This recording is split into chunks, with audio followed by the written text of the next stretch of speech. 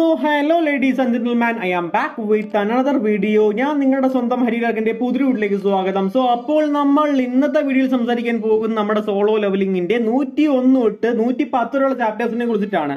അപ്പോൾ നിങ്ങളുടെ ചാനൽ പറഞ്ഞ കാണുന്നെങ്കിൽ please like and subscribe and let's go to the video. So കഴിഞ്ഞ ചാപ്റ്ററിന്റെ അവസാനത്തിൽ ജിൻവു ബേസിന്റെ അകത്തുള്ള കൊറിയൻ ടീം അപകടത്തിലാണെന്ന് അറിയുന്നിടത്താണ് 100ാമത്തെ ചാപ്റ്റർ അവസാനിച്ചത്.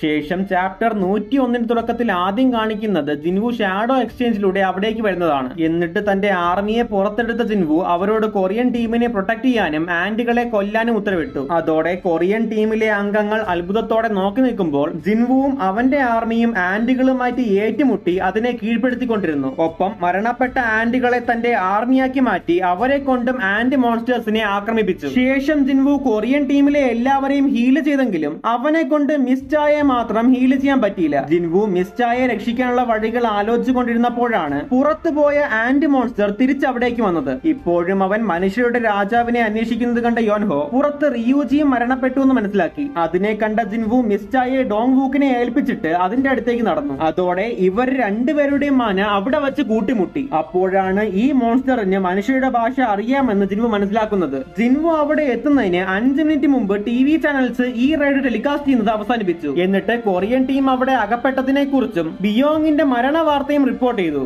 ഈ സമയത്ത് ജിൻവു അവിടെ എത്തിയത് കണ്ട ഇവർ വീണ്ടും ടെലികാസ്റ്റ് ആരംഭിച്ചു. ഇതേ സമയം റിയൂജിക്ക് പിന്നിൽ പ്രവർത്തിക്കുന്ന വ്യക്തി മാറ്റ്സുമോട്ടോ ഷെയ്ഗോ എന്ന ജാപ്പനീസ് ഹണ്ടേഴ്സ് കമ്മിറ്റിയുടെ അസോസിയേറ്റ് പ്രസിഡന്റ് ആണെന്നും കാണിക്കുന്നുണ്ട്. കൊറിയൻ ഹണ്ടേഴ്സ് ഇതുവരെ മരിച്ചില്ല എന്നും ഇപ്പോൾ മറ്റൊരു ഹണ്ടർ അവിടേക്ക് വന്നിരിക്കുകയാണെന്നും പറഞ്ഞ മാറ്റ്സുമോട്ടോ കൊറിയൻ ന്യൂസ് ചാനൽ വെക്കാൻ റെയ്ജിയോട് ആവശ്യപ്പെട്ടു. അത് കഴിഞ്ഞ് അടുത്ത കാണിക്കുന്നത് ജിൻവുവിന്റെ വീട്ടിൽ അവന്റെ അമ്മ തന്നെ ടിവിയിലൂടെ കാണാതിരിക്കാൻ TV കംപ്ലൈന്റ് ആക്കിയിട്ടാണ് വന്നിരിക്കുന്നതെന്നാണ്. ഈ സമയത്ത് ബേസിന്റെ ഉള്ളിൽ ജിൻവുവും ആന്റി മോൺസ്റ്ററും തമ്മിലുള്ള ഫൈറ്റ് തുടങ്ങി. ജിൻവു ഡോമിനേറ്റേഴ്സ് ടച്ച് വെച്ചതിനെ ഏറ്റുമുട്ടുമ്പോഴും ഈ മോൺസ്റ്ററിന് സ്പീഡിന്റെയും പവർഫുൾ ആയിട്ടുള്ള എക്സോസ്കെലിറ്റന്റെയും തന്റെ ആവശ്യമനുസരിച്ച് തന്റെ സൈസ് ചേഞ്ച് ചെയ്യാനുള്ള എബിലിറ്റിയുടെയും അഡ്വാൻറ്റേജ് ഉണ്ട്. ഇത്രയും അഡ്വാൻറ്റേജ് ഉണ്ടായിട്ടും അവൻ ജിൻവുവിന്റെ മുന്നിൽ മുട്ടുകുത്തേണ്ട അവസ്ഥ വന്നതോടെ തന്റെ പക്കലുള്ള പാരലൈസിംഗ് പോയിസൺ അവൻ ജിൻവുവിന് മേൽ ഉപയോഗിച്ചു. എന്നാൽ ഇതിനെയും ന്യൂട്രലൈസ് ചെയ്യാനുള്ള പവർ ജിൻവുവിനുള്ളത് കൊണ്ട് അവൻ റിക്കവറായി വന്ന് മോൺസ്റ്ററിനെ ഇടിച്ചിട്ടു. പിന്നീട് തന്റെ സൈസും സ്പീഡും ഒക്കെ വെച്ച് ജിൻവുവിനെ ഇല്ലാതെയാക്കാൻ ആ മോൺസ്റ്റർ നോക്കിയെങ്കിലും ജിൻവു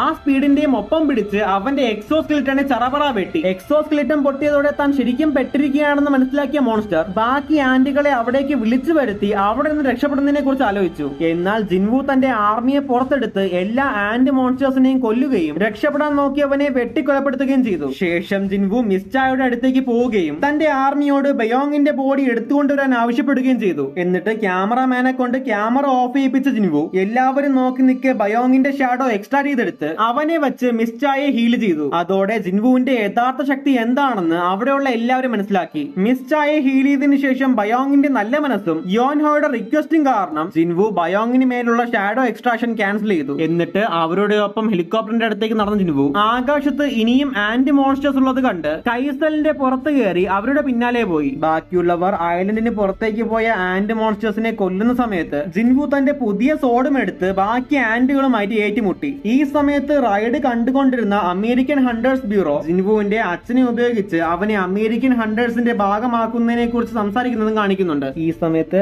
ആന്റി മോൺസ്റ്റേഴ്സിനെ കൊന്ന് 100ാമത്തെ ലെവലിലെത്തി ജിൻവു വീണ്ടും ബേസിലേക്ക് തിരിച്ചു വന്ന് ആ ആന്റി മോൺസ്റ്ററിനെ തന്റെ ആർമിയാക്കി. ജനറൽ റാങ്കിൽ പെടുന്ന ഈ മോൺസ്റ്ററിന് ഷാഡോ ആർമിയിൽ ചേർന്നിട്ടും മനുഷ്യരുടെ ഭാഷ സംസാരിക്കാൻ പറ്റുന്നുണ്ട്. ഇപ്രാവശ്യം ഈ മോൺസ്റ്റർ തന്നെ അവന്റെ രാജാവായിട്ടാണ് കാണുന്നതെന്ന് മനസ്സിലാക്കിയ ജിൻവു അവന് ബെറു എന്ന് പേരിട്ടു. ശേഷം ജിൻവുവിന് ആന്റി ക്വീനെയും ഷാഡോ ആർമിയിൽ ചേർക്കാൻ പ്ലാൻ ഉണ്ടായിരുന്നുവെങ്കിലും ബെറുവിൽ നിന്നും ആന്റി ക്വീൻ വന്നാൽ തനിക്ക് ഷാഡോ ആന്റികളെ കമാൻഡ് ചെയ്യാൻ പറ്റില്ല എന്നും അതല്ലാതെ ആന്റി ക്വീന് ഒരു കോമ്പാറ്റ് എബിലിറ്റിയും ഇല്ല എന്നറിഞ്ഞതോടെ ജിൻവു ആ പ്ലാൻ വിട്ട് ബെറുവിനോട് ബാക്കിയുള്ള ആന്റി മോൺസ്റ്റേഴ്സിനെ തീർക്കാൻ ആവശ്യപ്പെട്ടു. അതനുസരിച്ച് തന്റെ ഫുൾ സ്പീഡിൽ ആന്റി മോൺസ്റ്റേഴ്സിനെ എല്ലാം ഓരോന്നായിട്ട് അവൻ ഇല്ലാതെയാക്കി. ഈ സമയം ചൈനയുടെ ബോർഡറിലെത്തിയ കുറച്ച് ആന്റി മോൺസ്റ്റേഴ്സിനെ ഒരു ചൈനീസ് എസ്റാങ്കർ ഒറ്റയ്ക്ക് തീർക്കുന്നതും അതുപോലെ നേരത്തെ ഗൻഹിയെ കാണാൻ വന്ന അമേരിക്കൻ ഹണ്ടർ തോമസ് ആൻഡ്രെ ജിൻവുവിനെ ടിവിയിൽ കാണുന്നതും ഡോങ്സു അവന്റെ ഗിൽഡിൽ ആയതുകൊണ്ട് ജിൻവു ഡോങ്സുവിനെതിരെ വന്നാൽ അവനെ കൊല്ലുമെന്നും പറയുന്നത് കാണിക്കുന്നുണ്ട്. അത് കഴിഞ്ഞ് അടുത്ത് കാണിക്കുന്നത് ജേജുവിലെ റൈഡ് കഴിഞ്ഞ് കുറച്ച് ഹണ്ടേഴ്സ് ഐറ്റംസ് കളക്ട് ചെയ്യാൻ വേണ്ടി അവിടെ വന്നിരിക്കുന്നതാണ്.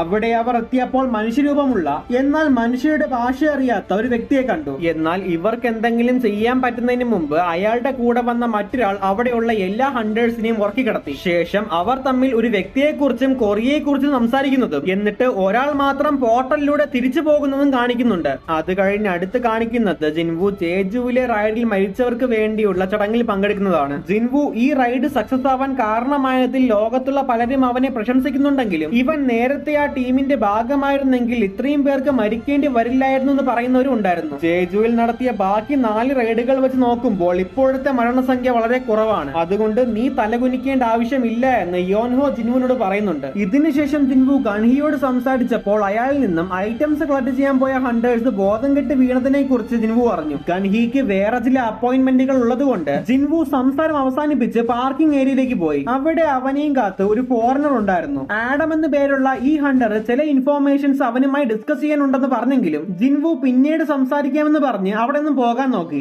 എന്നാൽ ഒരു അപ്ഗ്രേഡിനെ കുറിച്ചാണ് സംസാരിക്കാനുള്ളതെന്ന് അയാൾ പറഞ്ഞത് കേട്ടപ്പോൾ ജിൻവു അയാളുടെ ഒപ്പം പോകാൻ തയ്യാറായി. ശേഷം ആഡം അവനെ ഡെപ്യൂട്ടി ഡയറക്ടർ മൈക്കിൾ കോണറിന്റെ അടുത്തെത്തിച്ചു. അവരുടെ ആവശ്യം സിമ്പിൾ ആണ്. അവർക്ക് ജിൻവുവിനെ അമേരിക്കൻ ഹണ്ടർ ആക്കണം. അതിന് പകരമായി അവന്റെ ലിമിറ്റിനേക്കാൾ കൂടുതൽ അപ്ഗ്രേഡ് ആവാൻ സഹായിക്കാൻ അവർ തയ്യാറാണ്. ഇവരുടെ അടുത്ത് മിസ്സിസ് നോർമ സെൽനർ എന്നൊരു സ്ത്രീ ഉള്ളത് കൊണ്ടാണ് ഇവർ ഇങ്ങനെ ഒരു ഓഫർ കൊടുക്കുന്നത്. ഇവരുടെ പവറിന് ഒരാളുടെ ലിമിറ്റ് എത്രയാണെന്ന് അറിയാനും അതിനെ 20% അല്ലെങ്കിൽ 30% അധികമാക്കാനും പറ്റും. ജിൻവു ഇതിനെക്കുറിച്ച് ഡീറ്റെയിൽ ആയിട്ട് സംസാരിച്ചപ്പോഴാണ് എന്തുകൊണ്ടാണ് ഡോങ്സു അമേരിക്കയിലേക്ക് പോയതെന്ന് അവന് വ്യക്തമായത്. ശേഷം അവര് ജിൻവുവിന്റെ ലിമിറ്റ് അളക്കാൻ വേണ്ടി അവന്റെ കയ്യിൽ പിടിച്ചെങ്കിലും അളന്നുകൊണ്ടിരുന്നപ്പോൾ പെട്ടെന്ന് അവർ നിലവിളിച്ചത് കണ്ട് അവരുടെ ബോഡി ഗാർഡ്സ് ജിൻവുവിന് നേരെ തോക്ക് ചൂണ്ടി. എന്നാൽ ജിൻവു ഒന്നും ചെയ്തല്ല എന്ന് പറഞ്ഞ് മൈക്കിൾ ജിൻവുവിനോട് ഇപ്പോൾ പൊയ്ക്കോ, ഞാൻ പിന്നീട് കോണ്ടാക്ട് ചെയ്യാമെന്ന് പറഞ്ഞ് അവനെ പറഞ്ഞയച്ചു. ജിൻവു അവിടെ നിന്നും പോയതിനു ശേഷം മൈക്കിൾ നോർമുമായിട്ട് സംസാരിച്ചപ്പോൾ ജിൻവു ഒരു രാജാവാണെന്നും അവന് ഒരു ലിമിറ്റും ഇല്ല എന്ന് നോർമ പറയുന്നിടത്താണ് ചാപ്റ്റർ 110 അവസാനിക്കുന്നത്.